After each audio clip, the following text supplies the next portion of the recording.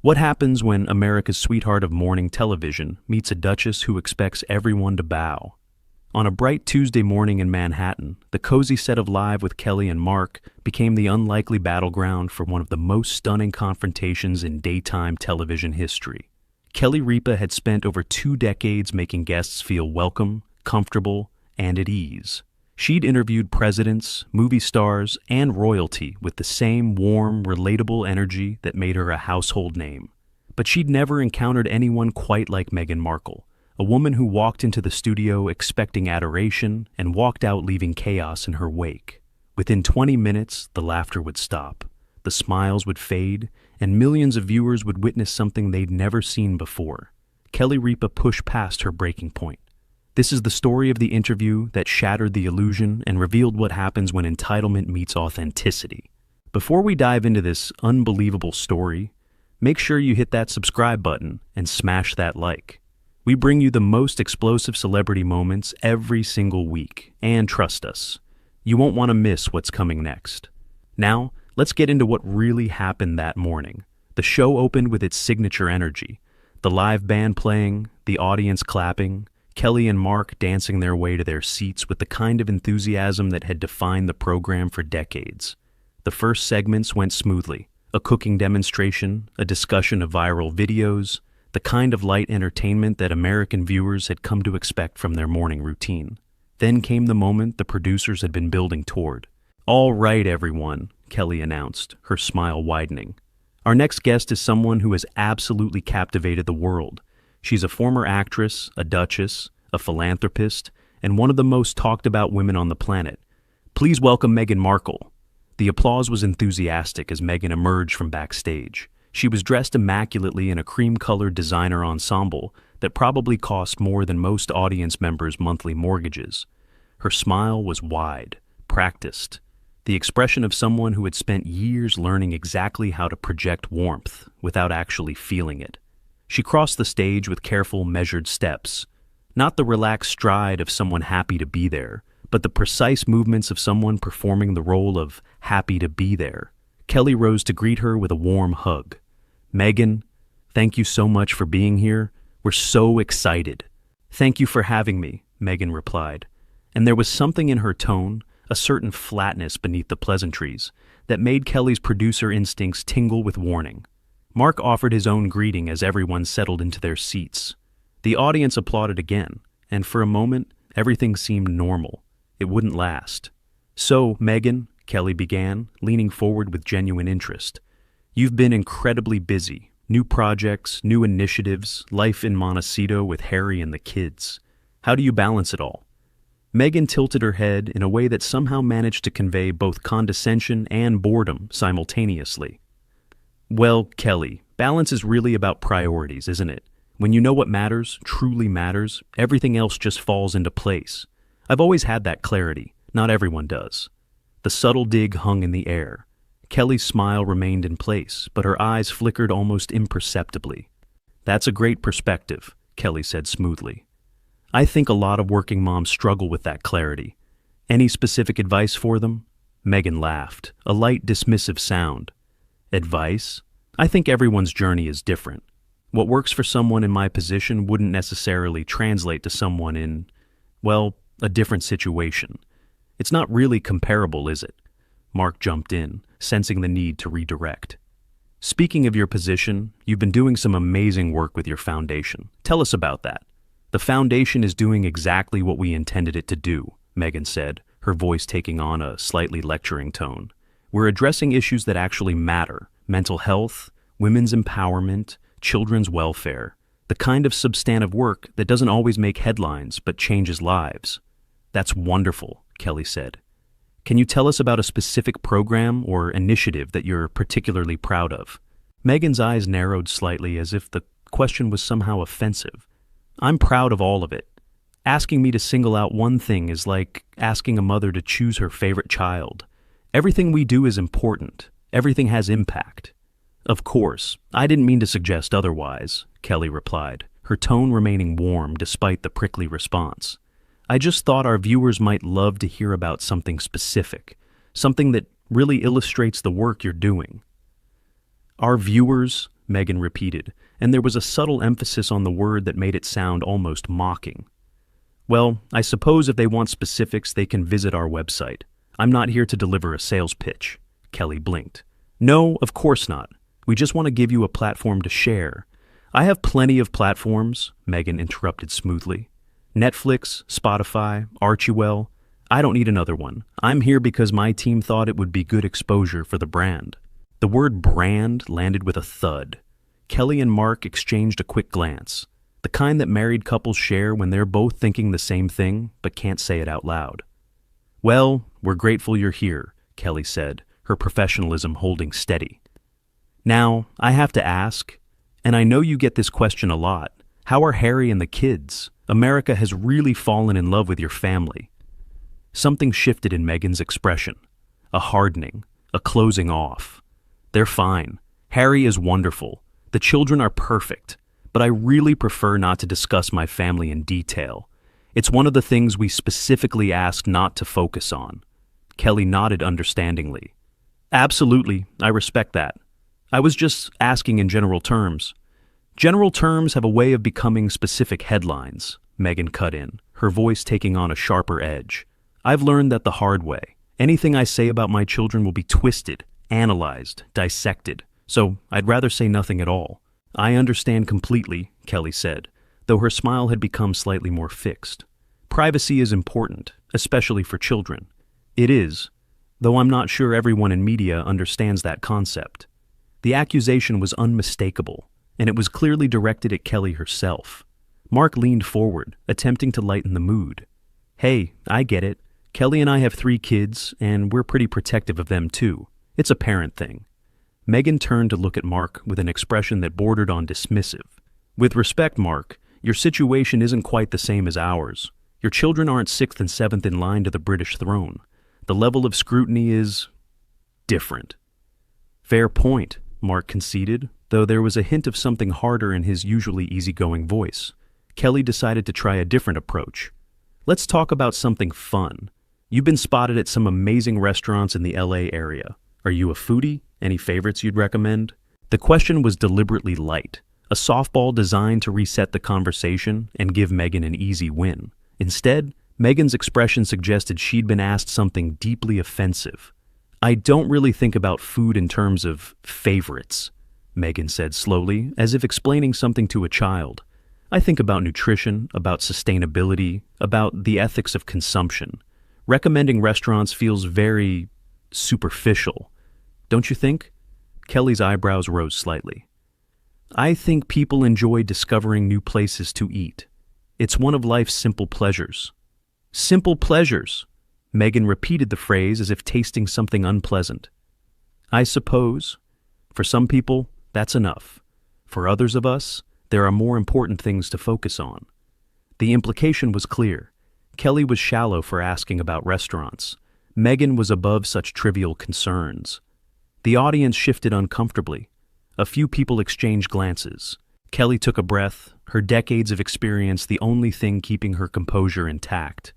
Well, I think we all need simple pleasures sometimes. Life can be pretty intense. Can it? Meghan asked, and there was something almost challenging in her tone. I find that intensity is often a choice. People who feel overwhelmed usually haven't prioritized properly. They're letting external pressures dictate their internal state. That's an interesting perspective, Kelly said carefully.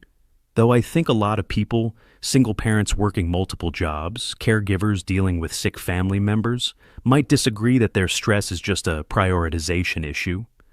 Meghan's eyes flashed with something that looked like irritation. I wasn't talking about people in genuine crisis situations, Kelly. I was speaking generally. Context matters. Of course. I just wanted to make sure our viewers understood. Your viewers will understand what they want to understand, Meghan interrupted. That's how media consumption works. People hear what confirms their existing beliefs. It's not my job to manage their interpretations. The dismissiveness of the statement was breathtaking. Kelly, who had spent her entire career connecting with viewers, treating them as friends and partners rather than passive consumers, felt something shift inside her. But she kept her composure. For now. Let's talk about your time in the UK, Kelly ventured, changing direction again. You lived there for several years. What do you miss most about it? Meghan's laugh was sharp and humorless.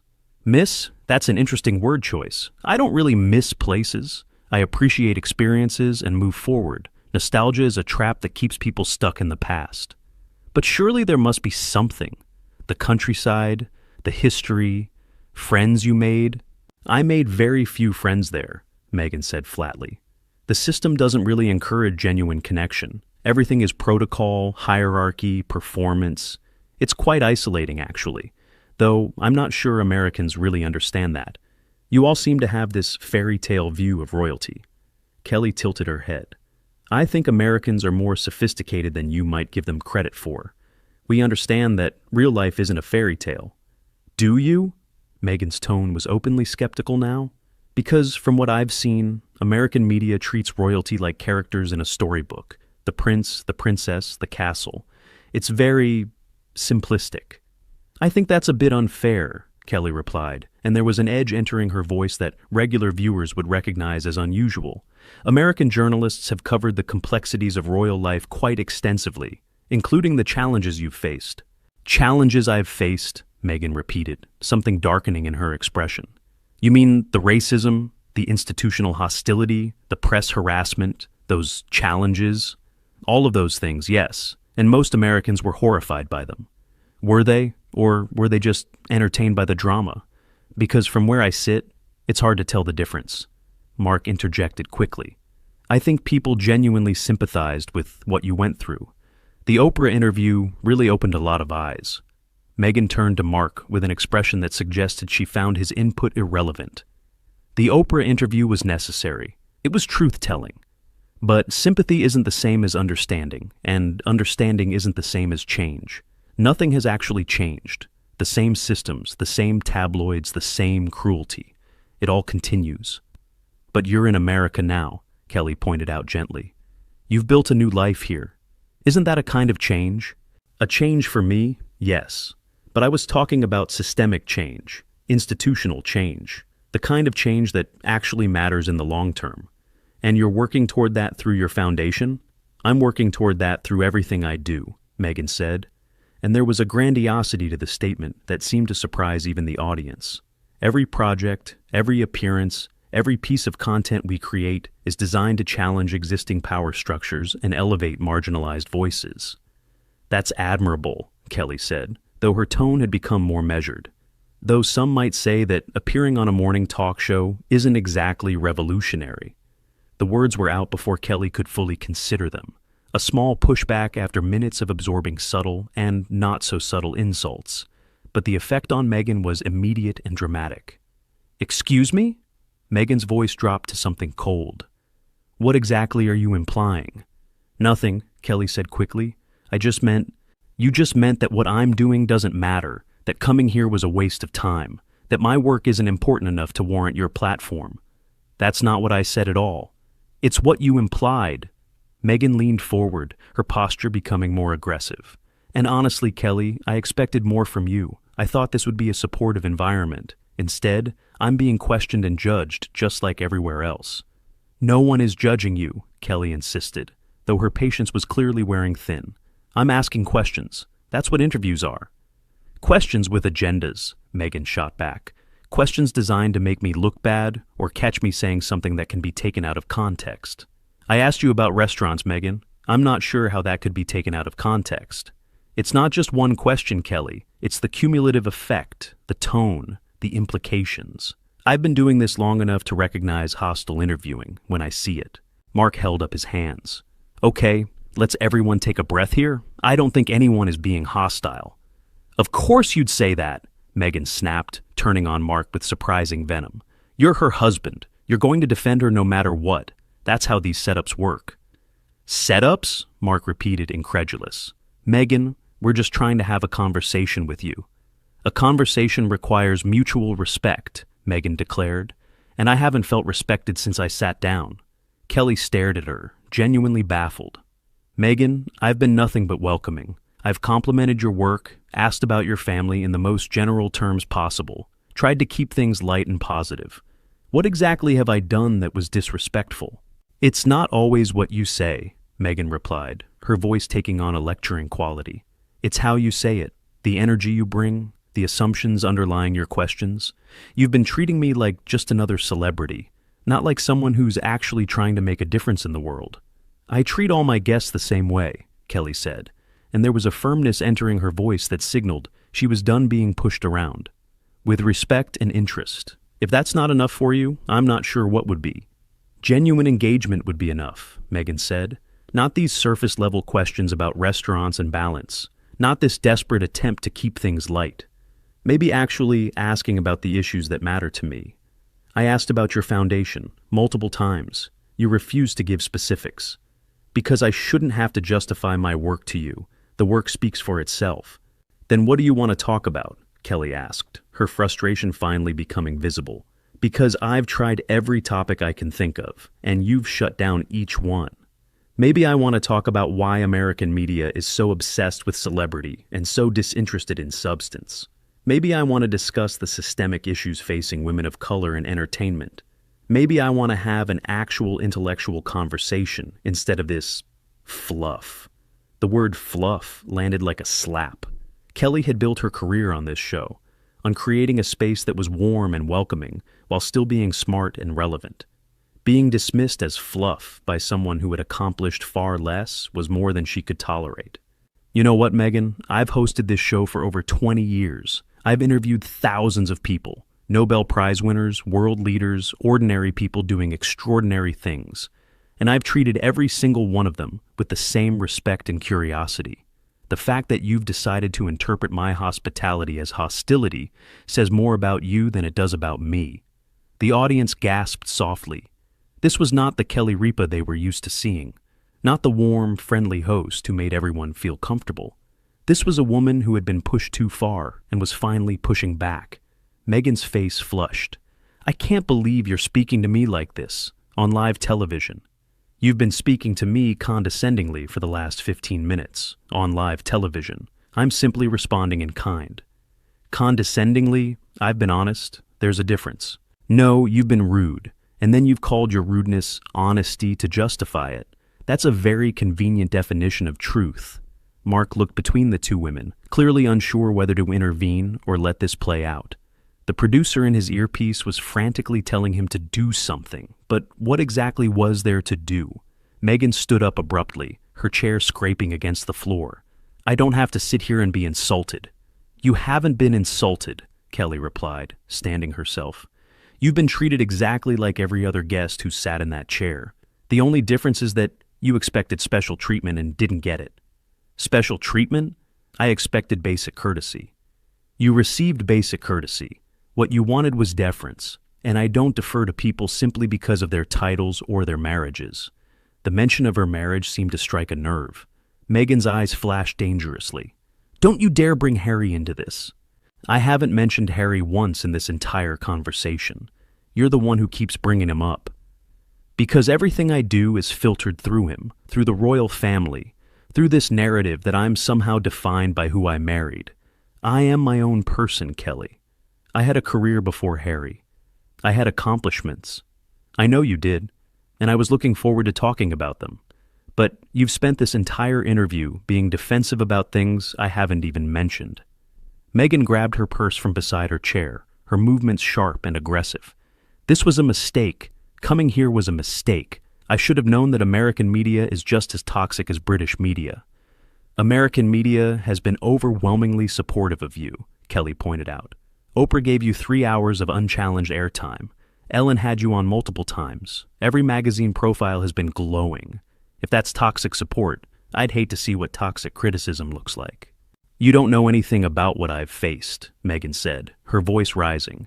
You sit here in your comfortable studio, with your comfortable life, asking your comfortable questions, and you think you understand struggle? You don't. You can't. You're right.